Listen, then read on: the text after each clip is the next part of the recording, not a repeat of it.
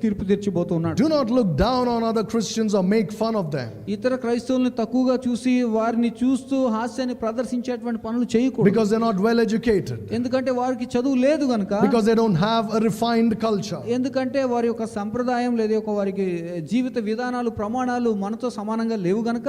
Like you have. నువ్వు కలిగి ఉన్నటువంటి విధంగా. Don't look down on them. వారిని చూసి తక్కువగా చిన్నగా వారి గురించి ఆలోచించేయదు.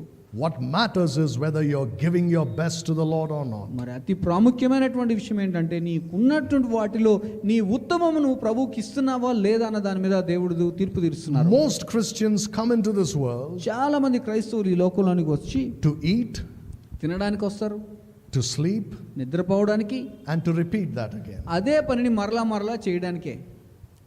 They drink coffee, they eat good food, they leave an empty dish. వారు కాఫీ తాగుతూ ఉంటారు, తర్వాత మంచిగా భోజనం చేస్తూ ఉంటారు,